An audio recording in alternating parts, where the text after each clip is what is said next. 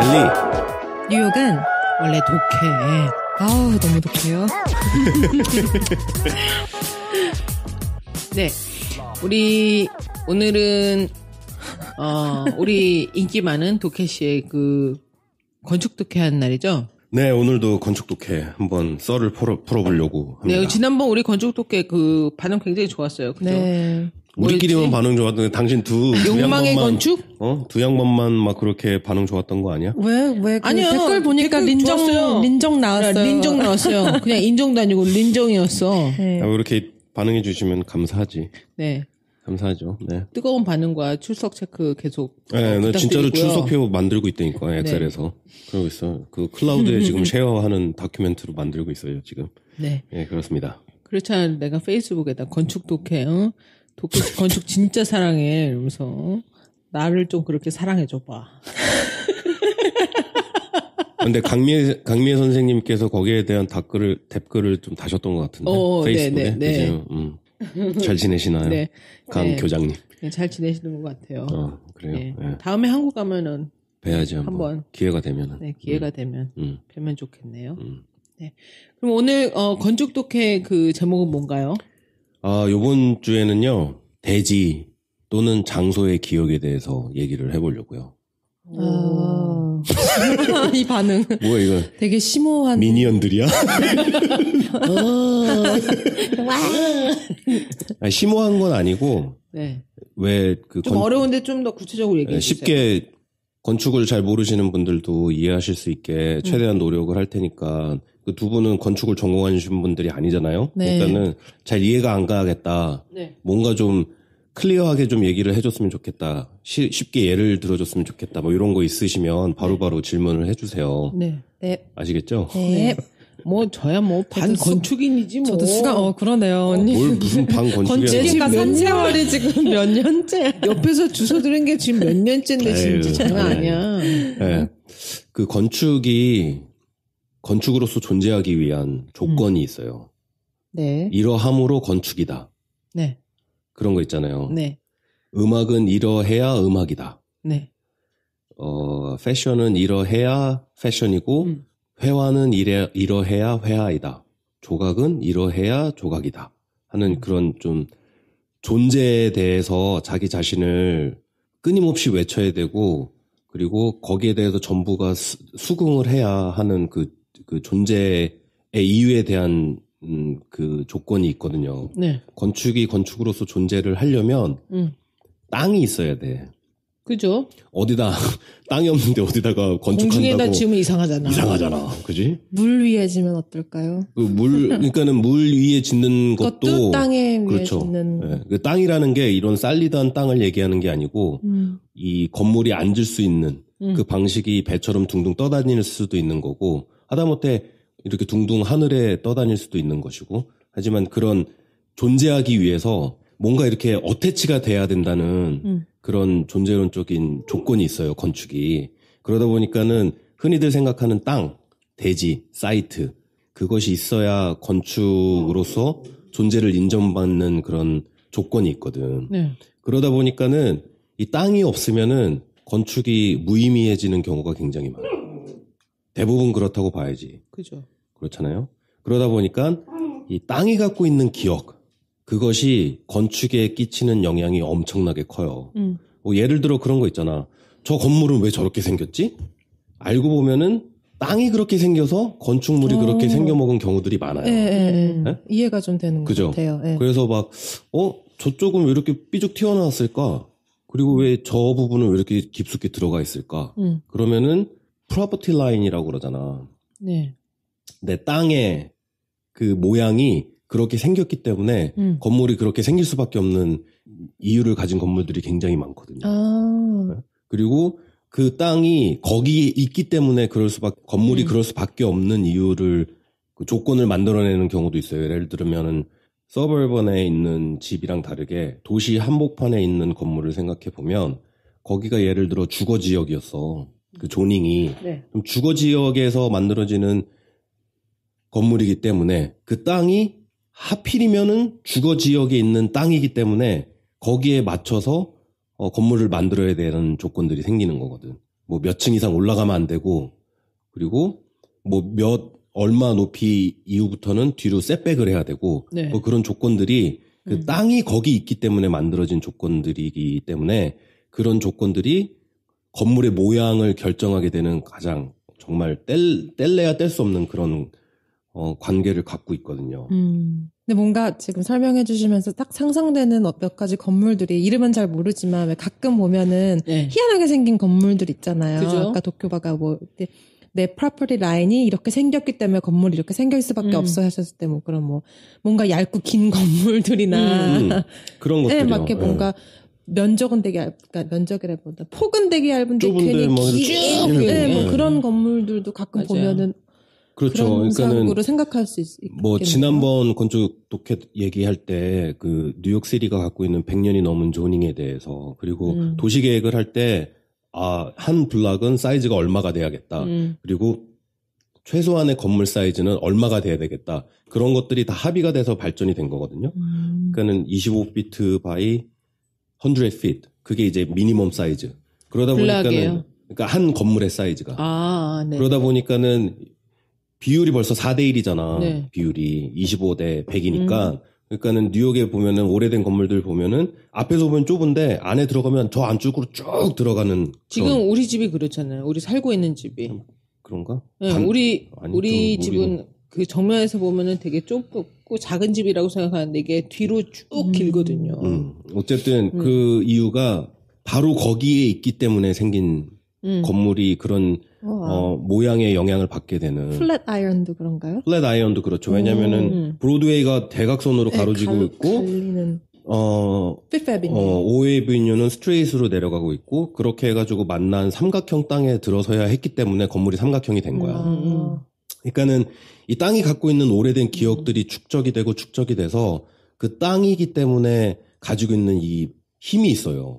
그 힘이 그 땅에 들어서는 건물의 모양에 영향을 주게 되는 거지. 근데 오늘 그런 관점에서 봤을 때 과연 여기는 어떻게 봐야 될 것인가라고 내가 오늘 주제로 갖고 온 건물이 판문점에 있는 건물들이에요. 네.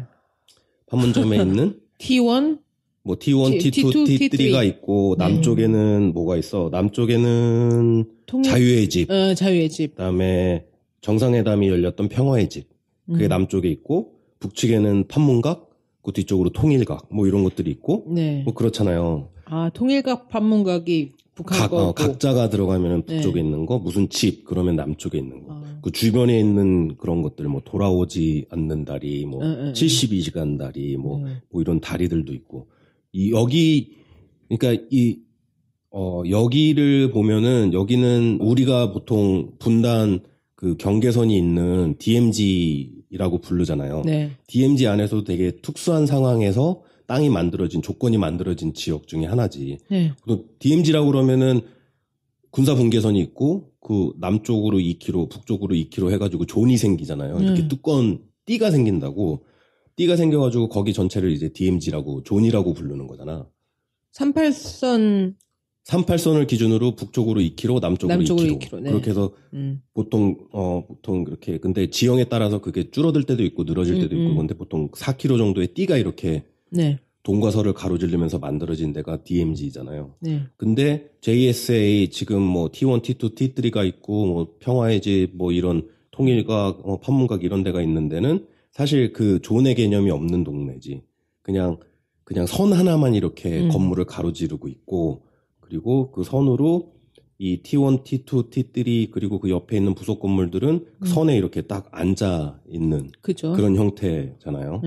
근데 우리나라의 역사를 보면 오래된 시간에 걸쳐서 형성이 된 선에 의해서 건물의 모양이 결정이 되는데 여기는 약간 좀 다른 케이스인 것 같아. 선이 이렇게 그어져 있는데 그거랑은 전혀 상관없이 건물이 그냥 이렇게 뚝뚝뚝뚝 앉아 있는 그런 형태의 동네, 그런 지역이잖아요. DMZ 안에서도. 그냥 내가 그렇게 봤을 때는 판문점이 있는 이 동네를 봤을 때는, 이 지역을 봤을 때는 어떤 장소의 기억에 의해서 만들어진 어떤 피지컬한 라인에 의해서 만들어진 건물들이 아니고 그냥 이렇게 잘 번지는 수성펜이나 붓을 가지고 그 선 위에다가 점을 딱딱 몇 개를 찍은 거야. 찍었는데 찍은 후에 막 스프레이로 물을 막 뿌리는 거지. 막 뿌려가지고 그 수성펜이 이렇게 옆으로 이렇게 번져가지고 어떻게 선에 의해서 규정된 건물이 아니고 그렇게 그냥 점에 의해서 이렇게 흘러져 나간 그런 건물의 형태를 가지고 있는 되게 특이한 현대 건축의 입장에서 봤을 때는 굉장히 특이한 형태로 건물이 들어선 동네인 거야. 그러면 어떤 계획 없이 세워졌다고 또 설명이 되는 거예요? 사실은 계획 없이 생겨진 데죠, 거기가. 사실은.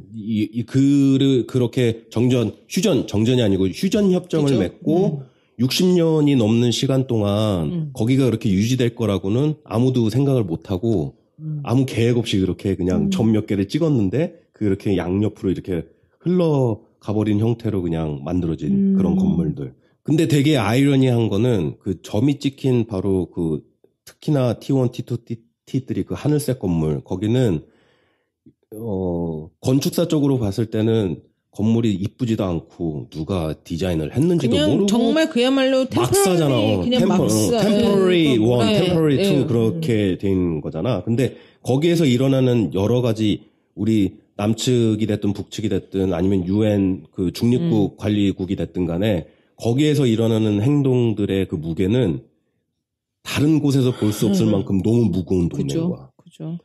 그러니까는 그 장소가 굉장히 중요한데 그 장소가 만들어진 방법이 약간 아이러니한 방법으로 만들어진 거지. 현대 건축에서 현대 건축을 하는 방법으로 만들어진 것이 아니고 역사에 의해서 그렇게 만들어진 되게 묵직하고 좀 모든 것들이 이렇게 무거운 그런 동네라는 거. 근데 뭐 다들 아시다시피 뭐 영화들 다 보셨죠? JSA. 네. 이 영화를 몇 번을 봤는지 몰라. 그죠. 되게 많이 봤거든요. 왜냐면은 제 대학원 티시스가 DMZ였어요. 대학원 티시스가 DMZ였고 그 안에서 JSA 여기가 내 티시스의 대지였었어요. 와. 여기를 근데 그때만 해도 벌써 10몇 년이 흘른 거잖아. 내가 티시스 한 지가. 13년 전이죠. 13년 전 오늘이었어요. 오늘인가? 아니지 13년 2000 맞아. 아 그렇구나 2005년. 왜냐면 내일이 우리 큰 생일인데. 그러네. 네. 내가 thesis 프레젠테이션 하는 날이 전날이었거든. 5월 오늘이네 바로. 의미 있네요. 바로 오늘이네. 5월 19일. 이제 저희가 녹음하는 시간이 5월 19일입니다. 2018년. 네. 그러면 대학원 티세스라고 하면 이제 한국말로 하면 대학교 졸업 논문 같은 거죠. 네. 졸업 그 논문, 발표회. 졸업 작품 뭐 그런 거죠. 네. 근데 그래가지고 그거를 하고, 그러니까 나의 듀데이스는 그러니까 그 아기가 나와야 한 날은 5월 16일이었는데 얘가 안 나와가지고 그래가지고 자기가 논문 발표를 못할지도 모르겠다고 교수들한테 이미 다 얘기를 해놓은 상태였었어요.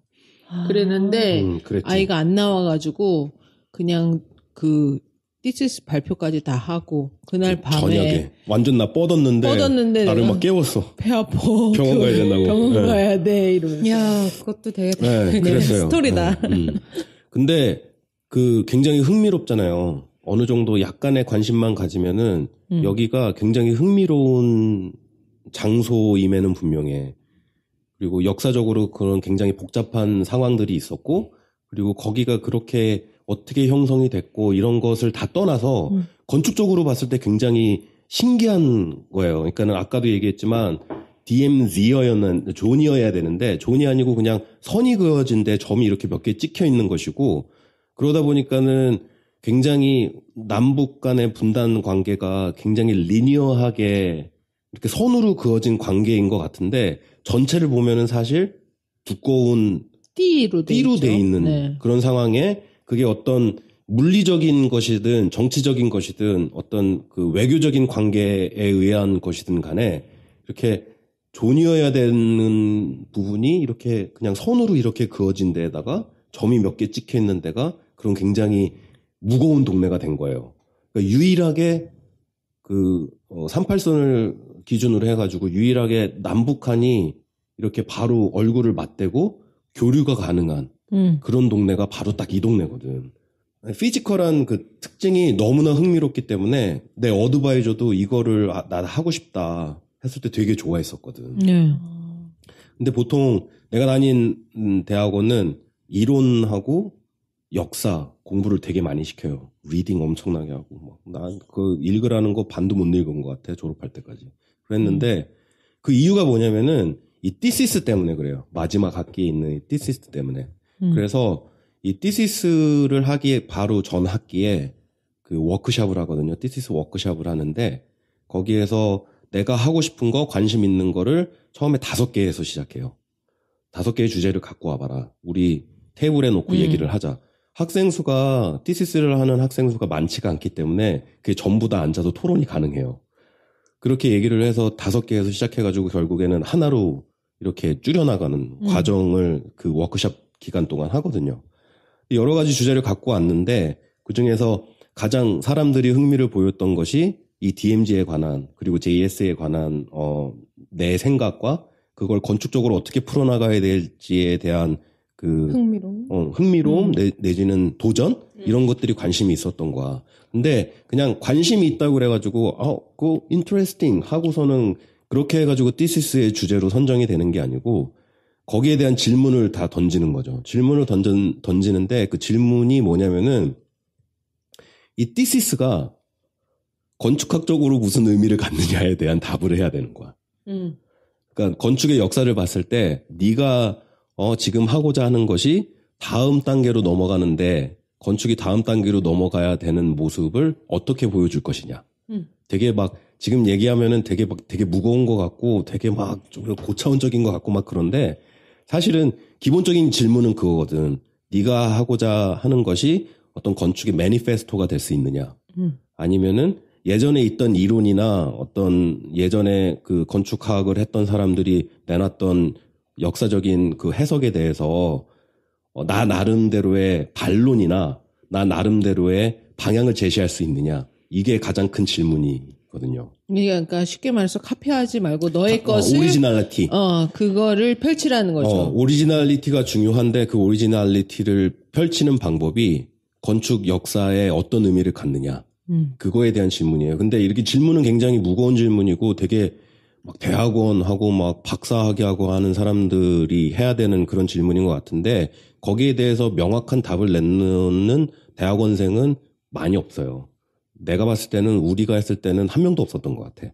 그 질문에 대한 내 thesis 작품으로 그거를 명확하게 어떤 퀘스천을 던지거나 이렇게 나가야 된다고 방향을 제시했던 졸작은 없었던 것 같아. 근데 일단 아니 고작 대학원생 이제 뭐 어떻게 그걸 하겠어? 근데 건축 역사 아니면 이론의 입장에서 봤을 때는 그 사람들이 이 교수들이 방향을 이렇게 끌어나갈 수 있는 방법은 학교의 커리큘럼은 그렇게 초점이 맞춰져 있는 거야. 나에게 no man's land가 주어졌을 때. 네. 특히나 no man's land 뭐야? 사람이 살지 않는 그러니까는 어느 누구의 땅도 아닌 곳. no man's land. 그러니까 MENS. 소유격. 왜냐면은 건축을 하는 사람들이 땅을 선정할 수 있는 작품은 자기가 건축을 시작해가지고 건축을 끝날 때까지 내가 내 땅을 정해서 내가 하고 싶은 대로 할 수 있는 기회는 거의 없다고 보면 되거든. 제로에 가깝거든. 제로에 가깝거든. 왜냐면 누가 땅을 들고 와서 이것 좀 지어주쇼 하고 했을 때 이루어지는 게 대부분의 건축이기 때문에 그죠. 내가 돈이 많아서 내가 이 땅을 사가지고 내 맘대로 할 거야. 그런 건축가도 몇 명 있기는 했어요. 필립 존슨 같은 사람. 그랬는데 그게 아닌 이상은 나에게 땅의 선택권이 주어지는 경우가 거의 없어. 그죠. 사실 그렇죠. 근데 내가 내 마음에 들게 생긴 모양, 내가 마음에 드는 도시의 어떤 특정한 코너 이런 거를 정해서 하면은 별로 의미가 없잖아.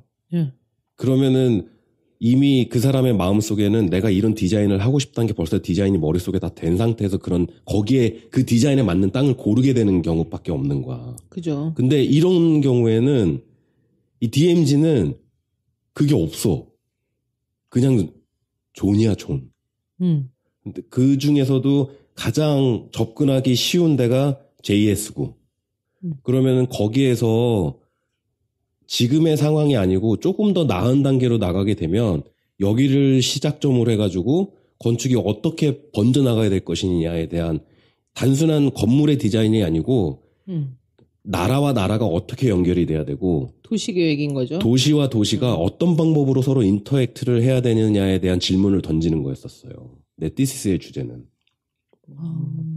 근데 서로 북측에도 자기 나름대로의 도시와 이런 것 인프라가 이렇게 형성이 돼 있고 남쪽에도 그런 게 잘 형성이 돼 있어. 근데 어느 날 갑자기 4km 거의 몇 마일이야? 해다 뭐 동서로 해가지고 155마일이라고 그러잖아. 155마일 휴전선 막 그러면서 그러잖아. 동서 155마일. 그만 도시가 4km가? 아니 동서가 155마일이고 남북이 4km니까. 그렇지? 네네 동서가요. 4km면은 한 2마일, 2점 몇 마일 정도 되는 거잖아. 그러면은 도시가 수십 개가 들어갈 수 있는 땅덩어리가 어느 날 갑자기 생기는 거야. 그죠. 근데 그게 섬나라가 아니고 나라와 나라를 연결해야 되는 그런 허리띠를 어떻게 풀 것이냐에 대한 고민을 해야 되는 티시스였던 거야. 근데 사람들이, 그러니까는 그래서 첫째는 사람들이 흥미를 가졌던 이유가 첫째는 종전이 된 상태가 아니고 휴전이 된 상태여서 그렇죠. 언제고 다시 열릴 가능성이 있다라는 것. 근데 이런 피지컬한 조건들 때문에 만약에 그 조건이 맞아서 여기에다가 건축을 하는 사람들이 도시를 만들고 나라와 나라를 연결을 해야 되면은 어떻게 해야 될 것이냐에 대한 질문이 생기니까. 그건 정말 새로운 획기적인 건축사의 한 획을 그을 수 있는 거가 될 수 있죠. 그럴 수가 있겠지. 새로운 이론이 나올 수도 있는 거고, 새로운 어떤 건물 형태가 그러니까 건물 타입이 나올 수도 있는 거고. 왜냐하면 베를린하고 서독하고 동독 같은 경우는 정말 벽 하나였으니까. 그러니까, 벽 이쪽에 도시가 있고 벽 저쪽에 도시가 있는데 그냥 그 벽만 헐면은 그냥 도시가 되는 거죠. 그렇죠. 근데 이거는 완전 다른 거니까. 그게 이제 두 번째로 사람들이 관심을 가졌던 이유였던 거야. 이게 피지컬하게 이 남북의 관계를 봤을 때 옛날에 동베를린, 서베를린이 베를린 장벽을 두고서는 도시가 나눠졌던 게 아니고 거기에 엄청나게 넓은 땅이 그냥 거기 있는 거야. 근데 그거를 연결을 하려면은 베를린처럼 벽을 무너뜨려가지고 도시를 연결하면 되는 게 아니고 뭔가를 계속 메꿔 나가야 되는 거야. 그 4km의 두꺼운 띠를. 네. 근데 그걸 어떻게 그냥 도로만 뚫어 남북으로? 그게 아니잖아. 뭔가를 만들어야 될 거 아니야. 거기서 어떤 사람들이 살아야 되고 사람들이 어떤 네트워크를 만들어야 되고 그런 피지컬한 그런 차이점이 있기 때문에 거기에 대해서 사람들이 굉장히 많이 관심을 가졌던 거야. 그러면 이제 주제가 거기까지 갈 수 있었던 원동력은 그러니까 if로 시작해서 생겨난 그렇죠. if로 시작을 해서 만약에 이렇게 된다면 이래 해야 할 것이다라고 매니페스토가 될 수가 있으니까. 셋째는 그런 어떤 피지컬한 조건들이 많이 있어가지고 오히려 굉장히 활발하게 건축하는 사람, 도시 계획을 하는 사람들이 관심을 많이 가질 만한 땅인데 그 누구도 관심을 안 갖고 있었던 땅이야. 그렇죠. 지금까지도 그래. 그 누구도. 어떻게 하지 못하는 거죠. 그러니까는 그 땅을. 그런 장벽이 있었잖아요. 남북 관계가 그랬고, 미국과 러시아, 중국 뭐 이런 관계도 그랬고, 거기 꼽사리 일본 껴가지고 중국 뭐 이렇게 해가지고 뭐 그런 관계가 거기에 대한 엄두조차도 안 났던 관계였었던 거지. 그렇죠. 근데 4월 달에 있었던 남북 정상회담을 보면은 그게 정말로 그냥 콘크리트 블락 넘나드는 그거였단 말이지. 어떻게 보면은 그 베를린 장벽 무너지는 것처럼 그냥 담 하나 넘어서 이게 남과 북이구나. 근데 그 선을 기준으로 남쪽으로 북쪽으로 어떻게 퍼져나갈 것이냐. 여기에 대한 고민을 그 누구도 안 하고 있는 거야, 지금. 이제는 좀 하겠죠. 조금 하겠지. 뭐 그런 거 있었잖아요. 뭐 서울역에서 기차를 타서 러시아 유럽까지 갈 수 있는. 네. 그거는 이제 인프라스트럭처에 대한 얘기인 거고. 그러면은 그 DMZ를 연결하는 방법이 도로 몇 개하고 철도 그게 단가? 그거는 아니잖아요. 그죠. 거기에 엄청나게 많은 실험이 가능하고 엄청나게 많은 도시들이 만들어질 수 있는 넓은 땅인데 그러니까 그런 이유 때문에 결국에는 5개로 시작한 게 여기까지 모여지게 된 거야. 내가 주제를 그거를 할 수 있었던 이유가. 네네네. 근데 아까도 얘기했지만 13년 전에 그때는 사람들이 남과 북의 이런 국경의 그런 어떤 형태가 우리가 알고 있는 어떤 분단 국가의 형태가 아니고 이런 두꺼운 띠로 돼 있다. 그리고 거기서 건축적인 많은 실험을 할 수 있다라는 그런 거에 대한 이해는 있었지만 그 역사적인 디테일에 대해서는 잘 알고 있는 사람이 없는 거야. 그때만 해도. 지금도 아마 많은 사람들이 모를 거라고 생각해. 그래도 지금은 그래도 적어도 어떤 상태라는 건 관심 있는 사람은 조금 알지 않을까요? 이제 좀 관심을 갖기 시작할 것 같은 게 엊그저께 안 그래도 페이스북에서 그냥 왜 페이스북 보면은 뭐 1800년도에 서울은 이런 모습이었습니다. 뭐 이런 거 왜 사진으로 올라오고 그러는 것처럼 그 분단되기 직전에 지금의 DMZ 그 지역에도 사람이 살았었대요. 네, 동네가 있었대요. 거기에. 네. 있었겠죠. 왜냐면은 그죠. 누가 알고 거기에 집을 안 졌겠어요. 그치. 그래서 판문점이 그 주막이었대잖아요. 판문점. 진짜? 몰랐어. 네. 네, 그 주막이었대, 거기가. 거기다가 현판을 중국어로 그 판때기를 대고 뭐 건널 수 있는 데 있는 주막이래나 뭐 그런 뜻이래, 판문점이. 그래가지고 그 중국 애들이 그 중재자로 중간에 그 껴서, 그러니까 북한하고 미국하고 중국 3국이 그 정전 협정을 맺은 거잖아요. 네. 그러면서 이제 중국 애들이 그거를 호스트를 하면서 거기다가 이제 판문점 중국말로 한문으로 해가지고 했던 게 지금까지 이름이 내려온 거야. 그 판문점이라는 게. 어쨌든 뭐 그런 네. 동네가 있었고 거기에 네. 주막이 있었기 때문에 이렇게 남과 북으로 가는 길목에 있었던 이렇게 묵어가는 장소 내지는 잠깐 쉬어가는 장소 그런 역할을 했던 동네가 지금의 판문점인 거지. 전쟁 전에는. 그런 역사를 갖고 있어. 페이스북에도 이제 우리가 그 북과 남으로 나누기 전에 이 동네는 어떤 모습이었나 뭐 이렇게 해서 사진이 또 돌더라고요. 그래서 그런 거 보니까 이제 안 그래도 이 남북이 만나는 이 시점에서 사람들이 이제서야 조금씩 그 도쿄가 말한 이 구역에 대해, 이 존에 대해서 관심을 갖기 시작하는 걸 수도 있는 것 같아요. 그러니까요, 그 60년 전쟁 네. 이전에는 거기도 엄연히 사람이 살던 동네였다는 거지. 근데 지금은 그러지를 못하고 있잖아. 그죠. 중립국 관리를 받고 있고, 그리고 이제 거기를 벗어난 이제, 남북이 대치하고 있는 휴전선 같은 경우에 뭐, 북방한계, 남방한계 선, 뭐, 그렇게 38선을 기준으로 해서, 그렇게 있는 데는 정말로 아무것도 없고, 지뢰만 있고, 아무것도 없고. 그 뭐 자연이 너무너무 보존이 잘 돼 있다고 하잖아요. 그러니까는 그런 운동도 만약에 활발히 교류가 돼서 우리 뭐,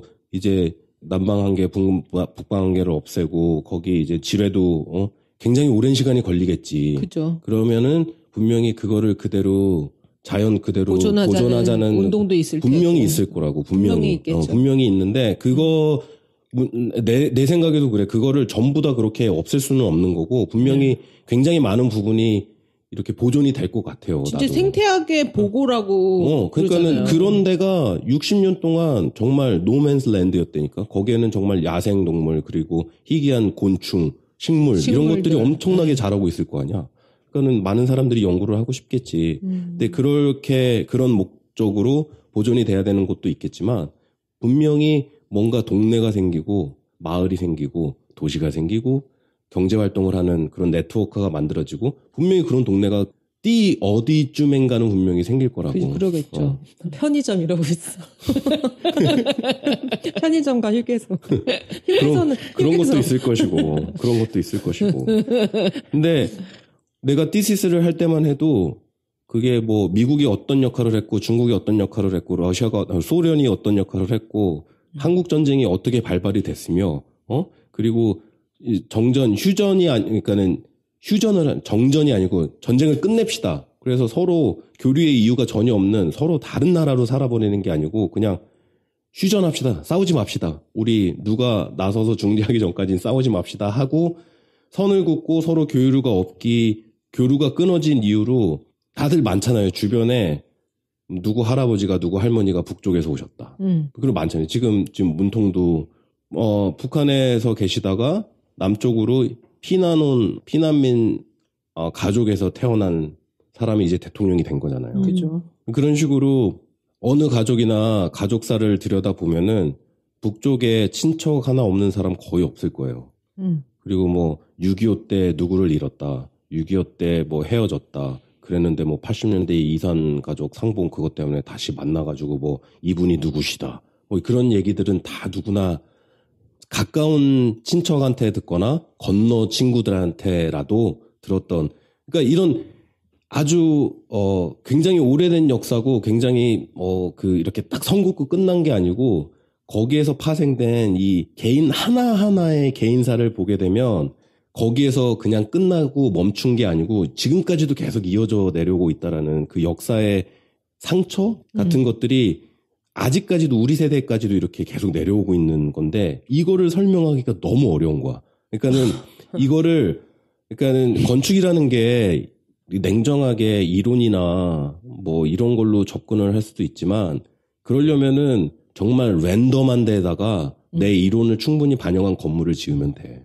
건축물을 디자인을 하면 되는데 이런 거 같은 경우에는 역사에 대한 이해가 없고 이게 역사적으로 여기에 어떤 건축 행위를 하는 것이 역사적으로 어떤 의미를 갖는지에 대한 이해가 없으면 그냥 뉴욕 한복판에다가 그냥 랜덤한 블락을 해가지고 거기다가 건물 짓는 거랑 별로 차이가 없는 디시스가 돼버리는 거예요. 근데 진짜 외국 애들 이런 남북의 경험을 못 해본 외국 사람들한테는 정말로 이거를 설명하기 힘들었을 것 같아요. 네. 네, 이해시키기도 힘들고. 힘들고 그래서 우리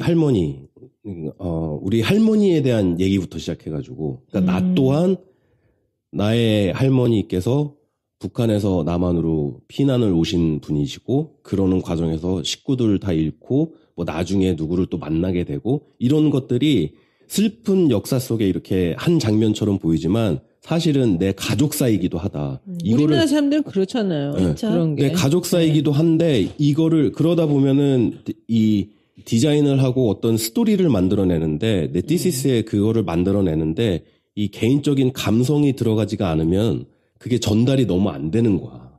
이론으로만 접근을 하게 되면은 내가 그 건물이 어떤 기능을 해야 되는지 처음부터 그 건물에만 집중을 하는 뭐 도서관, 미술관 아니면 뭐 하이텍의 하우스 이러면은 그 기능에만 충실하면 돼 그냥. 근데 나 같은 경우에는 이 건물이 어떤 기능을 하는지가 별로 중요하지가 않은 프로젝트인 거야. 그러니까는 여기에 대한 이 백그라운드를 설명하는데 너무나 많은 고생을 했던 것 같아.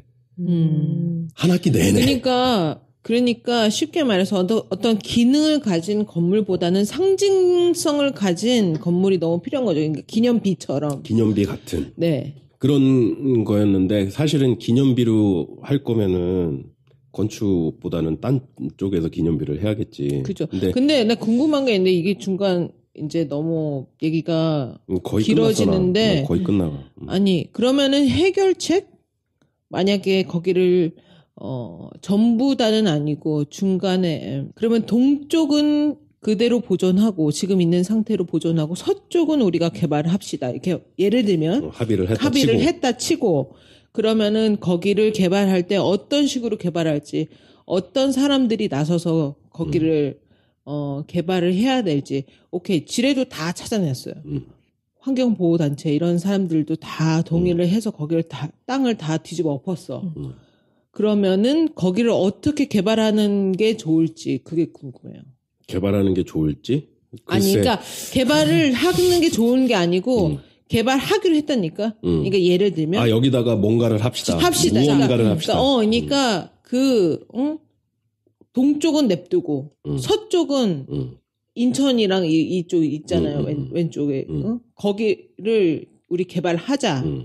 이렇게 하면은 거기를 어떤 사람들이 와서 어떻게 개발을 해야 될지. 그 도시가 만들어지는 방법이 이 정부 주도가 아니면은 절대 할 수가 없잖아요. 그러니까 정부에서 어떤 사람들을 써야 되는지. 그러니까 일단은 뭐 여러 가지 지형의 조건이나 이런 거를 찾아서 가장 합당한 위치에 물론 그 건물의 기능에 따라서 그 합당한 위치가 바뀔 수는 있겠지만 그죠. 그걸 찾아야겠지. 그래서 내가 그때 디시스에 서제스트 했던 건 뭐였냐면은 거기에 기차역을 만드는 거였었어. 판문점 그쪽에요? 판문점에. 그 JSA에 기차역을 만드는 거였었어. 네. 기차역만? 그렇지. 왜냐면은 거기에 점을 그렇게 찍어서 그러니까는 지금의 점들은 거기서 더 이상 아까 얘기한 것처럼 뭐 수성펜, 뭐 수묵화 뭐 이렇게 번져. 근데 그게 번지다가 말았어. 물이 다 말라버려가지고. 근데 만약에 기차역을 그런 식의 점으로 찍으면 그거는 계속 뻗어나갈 수가 있는 거야. 근데 기차역에서 끝나는 게 아니고. 언니 표정 되게. 뭔가 잘 모르겠는데. 이거 뭐지? 근데 기차역에서 끝나는 게 아니고, 내가 생각했던 건 뭐였냐면은, 거기가 어떤 만남의 광장? 쉽게 하면은, 그런 만남의 장소가 되는 거지. 그렇게 될 것 같은데요, 그죠? 왠지? 아니, 그러니까 그게 내가 어떻게 보면 대학원생으로 가졌던 한계였을지도 몰라. 거기에다가 억지로 막 프로그램을 집어넣어야 된다는 압박 때문에 내가 그때 할 수 있었던 생각은 만남의 장소였어. 만남의 장소인데 어떻게 가? 차 타고 가? 기차 타고 가면 좋겠다. 어차피 기차는 러시아가를 통해서 유럽까지 가야 되니까. 그래서 그 두 개를 합치는 되게 상징적인 장소를 만들면 거기가 이제 거점이 돼서 시작점이 돼서 옆으로 퍼질 수 있을 거라는 그런 생각을 가지고 그래서 어떤 방식으로 퍼뜨릴 거냐를 갖다가 그걸 다이어그램으로 다 그렸어 내가. 점 하나를 찍어가지고 그게 어떻게 번질 건지. 다른 도시, 기억나. 다른 도시의 예를 들면서 이렇게 해가지고 이게 도시가 이렇게 퍼져나갔고 이렇게 됐고 이거로 이해해서 이렇게 퍼져나갔다. 그러함으로 얘도 여기에 이런 거를 하면은 그걸 거점으로 해서 이렇게 퍼져나갈 것이다. 어떻게 퍼져나갈까? 그건 나도 모르지. 모르죠. 그건 모르는데 그렇게 하면 되지 않을까라고 내가 디시스에서 제시했던 거는 기차역과 만남의 장소였어. 오케이, 그러면 그건 13년 전에 대학원생으로서의 서제션은 기차역이었다면 지금 2018년에 이제 정말 10년 넘게 경력이 쌓인 그 건축의 인으로서 건축의 인. 어떻게 생각이 드는지. 지금 나에게 다시 그 디시스를 하라고 그러면 디시스의 저주에서 벗어나. 제발 거기서 벗어나줘요. 그러니까 쉽게 더 현실적으로 얘기하면 갑자기 누가 정부에서 우리 도케씨 우리 여기 개발할 건데 우리 같이 뭘 했으면 좋겠습니까? 뭐 우리 뭘 해보는데 참여하지 않으실래요? 이렇게 얘기를 하면은 뭐라고 얘기를 할 건지가 궁금해요. 그게 디시스가 아니고. 나는 아직까지도 답은 없는 것 같아. 나 스스로 답을 못 내. 지금 생각은 그거는 그대로 보존이 돼야 되는 것 같아. 그 DMZ DMZ 말고 그 JSA. 거기는 그렇게 예전에 거기가 동네였었잖아. 주막이 있었던. 그랬지만 지금 와서는 그 60년 동안 지나면서 그렇게 만들어진 그렇게 선이 가로지르는 그 한복판에 건물이 이렇게 있는 그 상황 그런 것들이 그냥 보존이 되고 그 이외의 지역에다가 뭘 해야 될 거라는 생각이 좀 많이 들어 지금은. 그죠. 근데 이거를 꾸준하게 학교에서도 좀 그 학생들한테 이거는 이 숙제는 우리만이 풀 수 있는 숙제인 것 같아요. 그러니까는 미국의 어떤 저명한 학자가 나타나가지고 이런 걸 해야 됩니다라고 백날 떠들어봤자 씨알도 안 막혀. 씨알도 안 막혀. 결국에는 우리가 풀어나가야 되는 문제인 거고 우리가 풀어나가야 될 숙제인데 여기에 대한 준비가 너무 안 돼 있는 것 같아. 그러니까는 단순히 그냥 지금도 나는 누가 그런 지금 뭐 남북하고 북미하고 뭐 이렇게 회담 열리고 어떻게 될 것 같냐 그리고 뭐 트럼프에 대해서는 어떻게 생각하냐 이런 거 물어보잖아. 많이들 물어보거든요 사실. 나는 그럴 때마다 그리고 또 그 남북 정상회담 했던 그 동네에 대해서 그 판문점이라는 곳이 어딘지 항상 레코멘드하는 무비가 JSA거든. 박찬욱 감독의 그 되게 오래된 영화이긴 하지만 지금 영화도 워낙 재밌게 잘 만들었고 굉장히 내가 생각하기에는 굉장히 사실적으로 만든 영화 같아요. 네. 사실적으로 만들었고 물론 그런 얘기를 하면은 외국 친구들은 내가 그 근방에서 군 생활을 한 줄 알아. 그거는 아니지만 내가 생각했을 때는 그 지역에서 일어날 수 있는 가장 현실적인 영화로 만들 수 있는 가장 현실적인 얘기였던 것 같아. 너무나 사실적으로 묘사를 해서. 그래서 항상 그 친구들한테 관심이 있는 친구들한테 그 영화를 꼭 보라고 얘기를 해주거든. 그게 아직도 기억이 나요. 그 관광객이 모자 날라가지고 북쪽으로 딱 넘어갔는데 넘어가잖아요. 그러니까 송강호가 주워주잖아. 주워주잖아. 지금 생각하면은 지금 와서 거기를 다시 보는 입장에서는 거기는 좀 지켜줘야 되는 것 같고. 난 사실은 거기를 어떻게 하자는 얘기는 아니고 그 주변을 어떻게 개발하면 그러니까 약간 더 도시 개발적인 관점에서 그 물어본 거였는데 뭔가 내 질문을 잘 이해는 못한 것 같은데. 뭐 그렇게 이해 안 했는데 나. 네. 거기는 당연히 역사적인 그런 무게감이 있잖아. 굉장히 무게와 굉장히 거기는 보존을 해야 된다고 나도 생각하지만은 그건데 그 DMZ 그 4km의 동서로 나눠진 거길 말하는 거죠. 네, 그 거기를 다 DMZ 그 중간에 그 JSA 있고 그 왜 그 T1, 2, 3 걔네 빼고 그 나머지 그죠. 거기를 어떻게 올라가는 그렇지. 뭐 거기를 어떻게 개발할 것인가. 나는 그게 사실 더 궁금하거든요.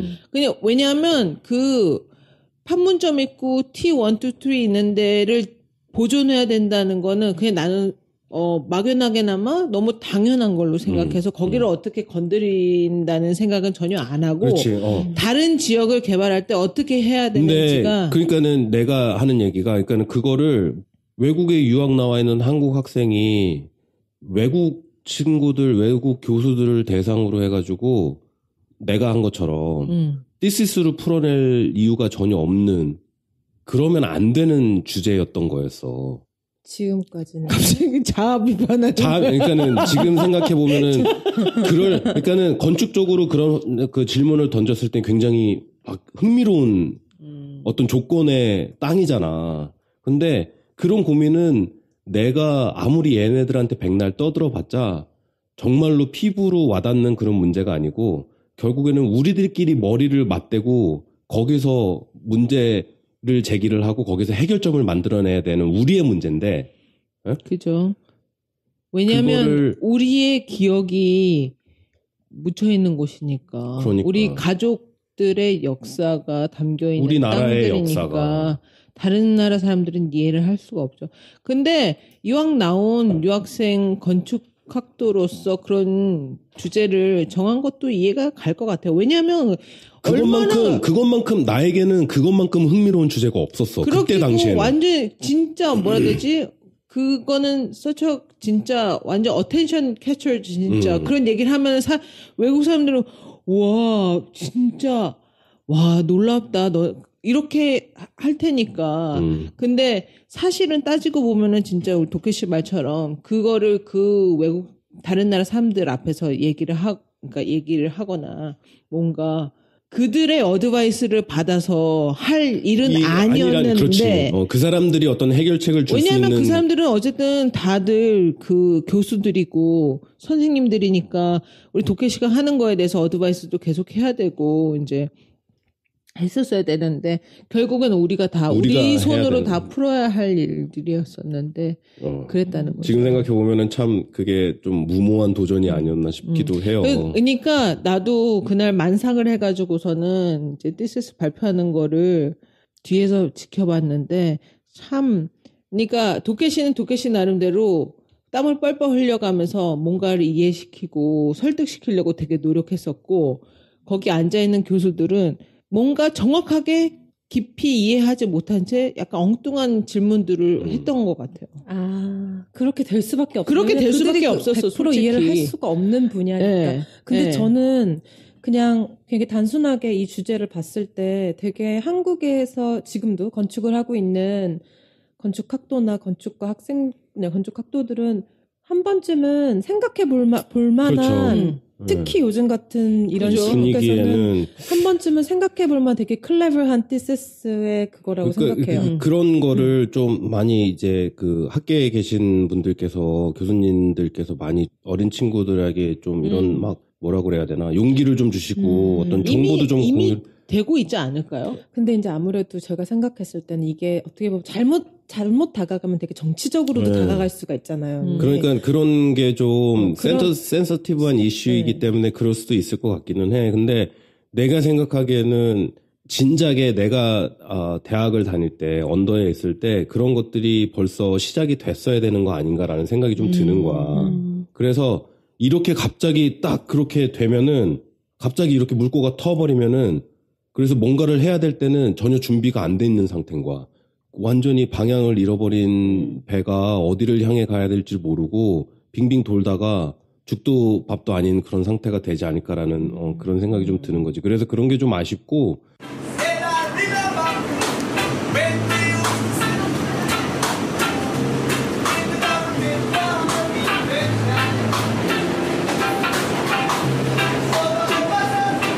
우연치 않게도 미국의 한 건축가가 한국에 있는 DMZ에 대해서 프로젝트를 하신 양반이 있었어요. 네, 1988년 서울에서 이제 올림픽이 있을 때.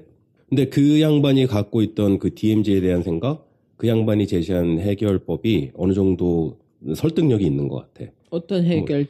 일단은 이분의 성함이 레비우스 우즈라는 분이거든.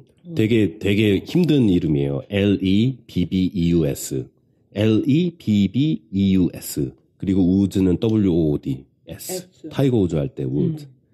레비우스 우즈라는 분이 계시는데 2012년에 돌아가셨어. 2012년에 가신 분인데 이분이 주로 하셨던 건축은 페이퍼 아키텍, 그러니까 컨셉추얼 아키텍처만 계속 하셨었거든요. 그런 분인데 이분이 1988년에 DMZ라는 작품을 연작으로 발표를 하게 돼요. 이 양반이 하시는 얘기는 이런 남북의 현상이나 그런 DMZ라는 곳이 거기에서만 들여다보고 거기에서 해결을 찾으려면 답이 안 나온다라는 접근을 하신 거야. 남측이 어떻게 이루어져 있고 북측이 어떻게 이루어졌는지를 이해를 해야 거기에서 어떤 세퍼레이션이 융합되는 그런 장소를 만들 수 있다라는 생각을 가지고 거기에서 출발을 하신 양반이거든. 근데 보면은 굉장히 그림이 난해하고, 그러니까 아까도 얘기했지만 컨셉추얼 아키텍처잖아. 네.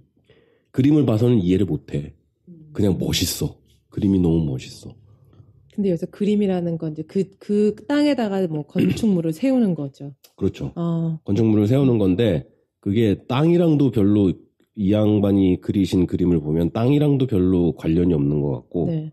그런데 그 시작하는 다이어그램이나 이런 것들이 남과 북이 어떻게 끊어져 있고 그걸 어떻게 자기의 작품을 통해서 연결을 하려고 노력을 했는지 거기에 대한 것들을 좀 약간 이해를 할 수가 있어요. 근데 그림만 봐서는 너무 이해하기가 힘들어. 그 스토리들을 뭐하니?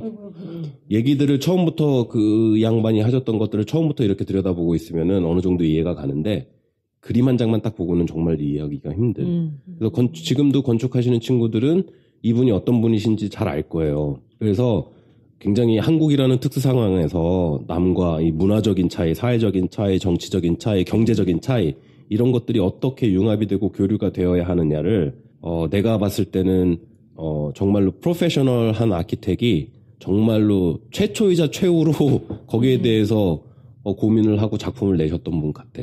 그게 1988년이었고 아마 이게 서울올림픽 그것 때문에 영향을 받아서 하셨던 것 같아. 근데 그 이후에는 내가 뭐 특별한 걸 못 봤어요.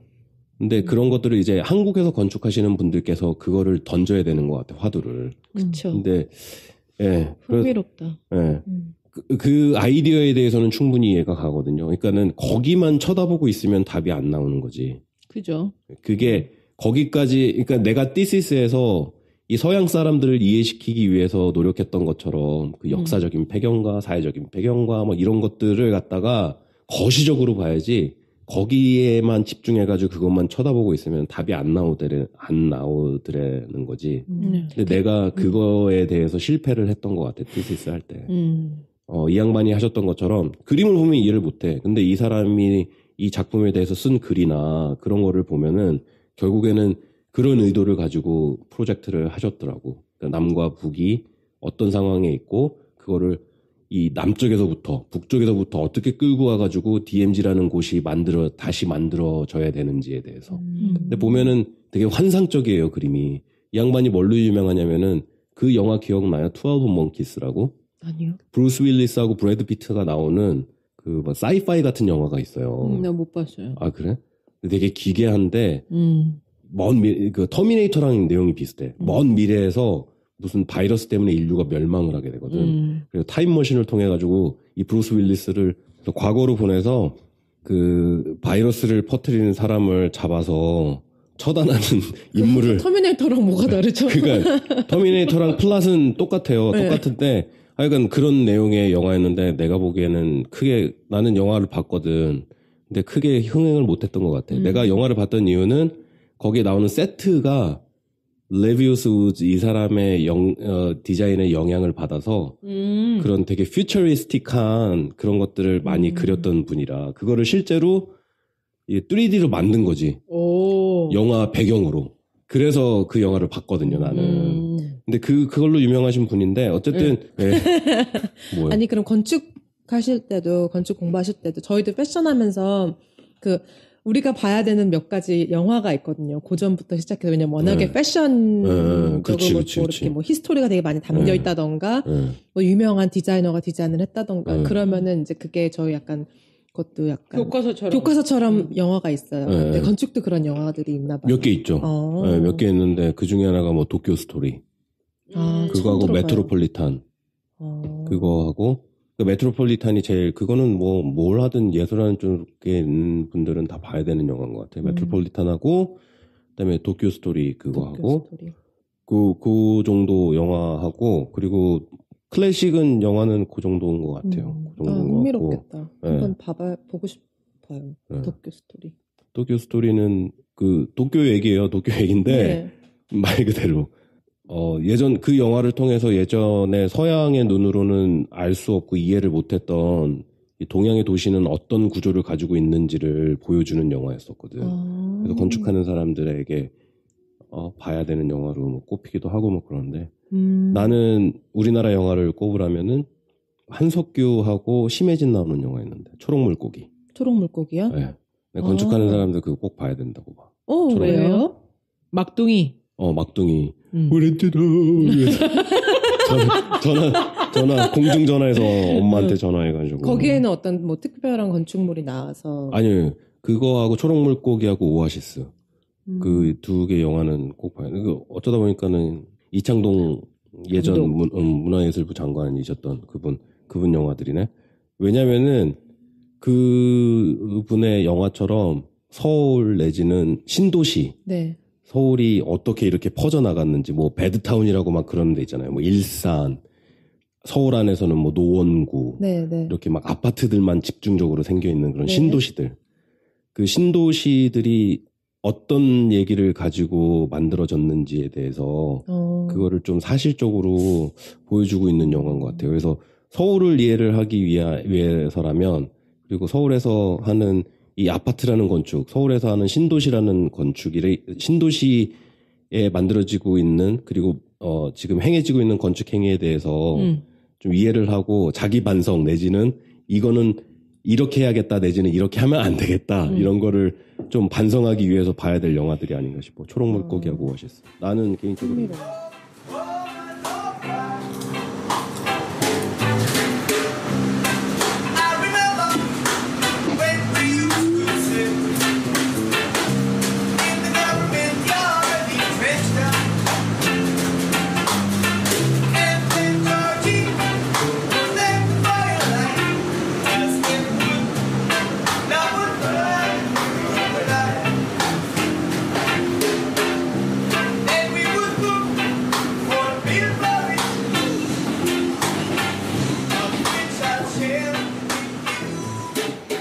마무리를 해야 될 것 같아요. 너무 길게 얘기가 길게 많이 GSA 갔죠. 했는데 딱히 뭐 어떤 해결책을 제시한다기보다 당장 나올 순 없죠. 당장 나올 수 없죠. 질문을 던지는 화두를 던지는 질문을 던지는 그런 건축 도끼였던 것 같아요. 뭐 마무리를 하자면 30년 전에 어떤 서양인의 눈에 비쳤던 DMZ라는 곳.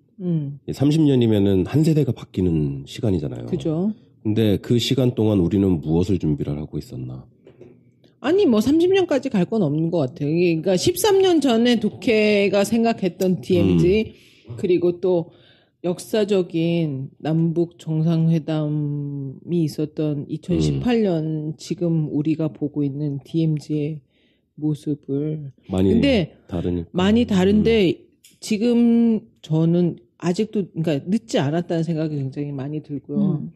평화의 급물살을 탄 것 같지만 생각보다 그렇게 막 이렇게 빡빡빡빡 이러지는 않을 거라고. 것 같아요. 그래서 충분히 생각을 하고 준비할 시간이 있다라고 생각할 수도 있지만 내가 보기에는 그러기에는 우리가 너무 마음의 준비가 안 돼 있다라고 생각을 하는 거지 나는. 건축하는 사람의 입장으로서 과연 그런 기회가 그러니까는 그 신도시 건설을 통해서 많은 것도 배웠지만 많은 못된 짓들도 많이 했잖아 건축하는 사람들이. 거기에서 도대체 내가 뭘 잘못했고 이거는 하지 말아야 됐었고 그런 것들이 있는지 있다면 만약에 그렇게 아무것도 없는 곳에 새로운 기회가 주어진다면 어떤 걸 할 것인지에 대한 질문을 좀 스스로 좀 해봐야 되지 않을까라는 생각이 드는 거야. 그런 좀 아쉬움이 있어요. 그 30년 전에 외국인은 그렇게 DMZ를 이해를 했고 벌써 자기 나름대로의 어떤 해결책을 제시를 한 거라고 볼 수가 있는데 한 세대가 지나는 이 시간 동안 그 땅의 주인이고 그 땅을 살아나가고 있었던 우리들은 얼마만큼 치열하게 고민을 했나. 그걸 좀 반문을 하고 싶은 생각에서 장소의 기억, 대지가 갖고 있는 기억, 그리고 그와 연결된 판문점에 대한 얘기를 가지고 왔어요, 오늘은. 여러분들도 좀 고민을 같이 좀 해보셨으면 좋겠습니다. 예, 지금까지 좀 지루하고 무거운 주제였지만 건축 독해였습니다. 네, 저는 원래였습니다. 엘리였습니다. Love.